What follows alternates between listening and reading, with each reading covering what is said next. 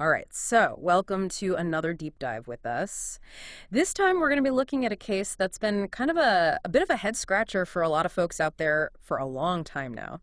The disappearance and then death of Joyce Chang in Washington, D.C. back in 1999.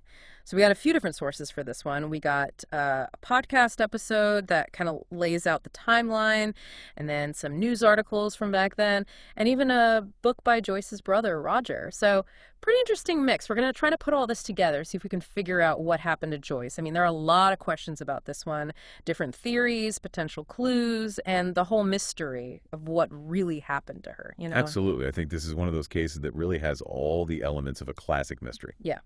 So let's just start, with Joyce herself. What kind of person was she? Well, Joyce was 28 years old. She was a staff attorney with the Immigration and Naturalization Service. INS. Yeah, the INS. They're the agency that is responsible for enforcing immigration laws. Yeah, if anyone doesn't know. Right, exactly. And she lived in DuPont Circle, which is, a pretty busy neighborhood in D.C. with her brother Roger. And they were both, pretty involved in politics and dedicated to their work, all that kind. Okay, so successful, driven, living in D.C., involved. Sounds like she was right in the mix of things, which makes it even more strange that she just disappeared, right? Yeah, for sure. So this all happened on a Saturday night, January 9th, 1999. She went out with a friend from work to have dinner, catch a movie, normal stuff. Her friend dropped her off near a Starbucks around 8:30 p.m., just a few blocks from her apartment. And that's basically the last anyone saw of her. And it took until Tuesday for her brother to even report her missing. Like, what's up with that? Yeah, that's one of the first things investigators looked into. Hmm. Roger said he wanted to give her some time. Maybe she went somewhere, without telling anyone. Yeah. But because of her job with the INS and generally just how she was responsible, it did seem a little odd. Now, I can see that. It doesn't really add up. Then there's this whole thing with the page to her pager from a payphone near Dulles Airport. yeah, that's a weird one. They couldn't trace the call. So was it Joyce? Was she trying to reach someone? Or was it just some random thing? It's hard to say. Yeah, right from the start. So many questions. And then they find her wallet. Right, without the debit card, which hadn't been used, so So maybe not a robbery? maybe not. It's tricky. At first, the jogger who found it said it was in Anacostia Park, but later they said no, it was actually by the river. Oh, wow. So that changes things. Big time. Like, how come? Well, because it made them think, hey, maybe we should be looking in the river. Makes sense. So they had this huge search. Divers, boats, cadaver dogs, the whole works. Wow. So they were taking it seriously. Oh, yeah. And eventually they found some of Joyce's stuff, like her jacket, keys, things like that. But get this, they found all this near the Anacostia Naval Station, Okay. miles from where the wallet was. So that doesn't seem right. No, not really. If she just lost it, shouldn't it all be together? Exactly. It's almost like someone moved it on purpose. Yeah, it is really strange. Yeah, definitely adds to the whole mystery what happened to her. Like, what went on between that Starbucks and the river? And who moved her things? Lots of questions. Big questions. Yeah. But they were still searching for her, right? Of course. And then, weeks later, they found a body on the Potomac River shoreline, not too far from where her stuff was found. Okay. Body was in bad shape, decomposed.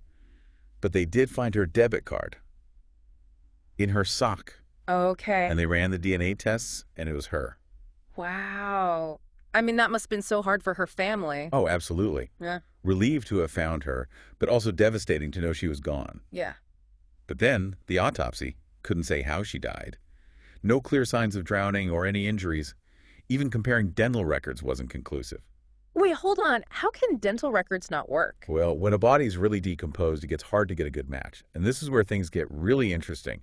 Okay, so we've got the stuff by the river, the body with no clear cause of death. It's like a puzzle with a bunch of pieces missing. Exactly. And wasn't there something about hairs found on her belongings? Oh, yeah, that's right. The tests showed hairs from two different people, one white person, one black person. Neither of them matched Joyce. So other people were involved. That's what it looks like. Okay, hold up. So now we've got a missing woman, a late missing person report, a mysterious page, belongings scattered around, an unidentified body in the river, and evidence of other people. This is getting complicated. It is. And believe me, it's about to get even more complicated. Yeah. Because remember those investigators we were talking about before? They mentioned that Starbucks employee who saw Joyce talking with a blonde woman the night she disappeared? Well, they actually made a composite sketch of this woman, but never released it to the public. Wait a minute. They had a sketch of someone who might have seen Joyce that night, and they just didn't show it to anyone. Why not? It is pretty strange, right? It's one of those things that just makes you wonder what else they might have kept under wraps. Yeah, I mean, if they'd released the sketch, maybe someone would have recognized her. It's definitely a frustrating detail. Definitely. And then there were all those other theories that came up, like sex trafficking, a stalker, even some speculation about Joyce's financial habits. Did they ever really look into any of those? They looked into all of those angles. Some of the theories, like the stalker idea, stemmed from things Joyce had mentioned before, like a peeping Tom and someone following her on the subway. But none of those leads really went anywhere. As for the theories about her finances, those need to be approached with caution. You know what I mean? I hear you. We've got to be careful about jumping to conclusions, especially when they could be based on stereotypes. Crow. It's important to stick to the facts and avoid making assumptions. For sure. So speaking of facts, didn't this all happen around the same time as those other disappearances in D.C.? Chandra Levy and Christine Mirzayan, I think it was. That's right. All young women with connections to D.C. It definitely makes you wonder. Yeah, it's like a pattern almost. I remember Chandra Levy's case being everywhere in the news.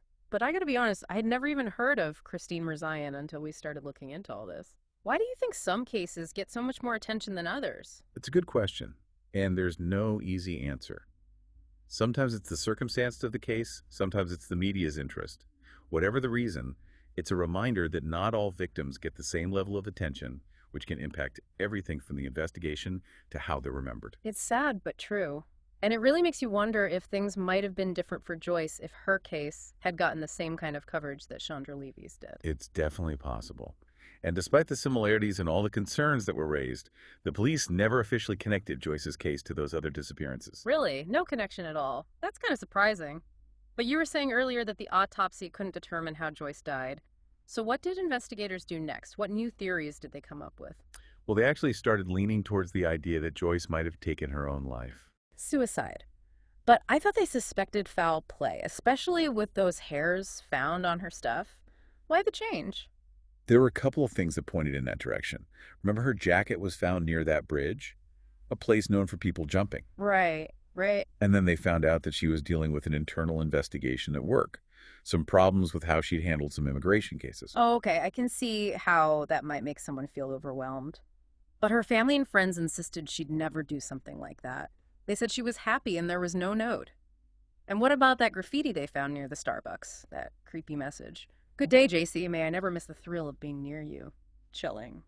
Right? It doesn't sound like someone saying goodbye. Right. And Joyce's family and friends never gave up on that. They were convinced it wasn't suicide. The lack of a note really bothered them. And that graffiti, well, it definitely adds a whole other layer of creepiness to the whole thing. Like someone was watching her. For sure. It just adds to the mystery. So many twists and turns. We haven't even talked about John Walsh and how he got involved. Didn't he have something to say about Joyce's case? He did.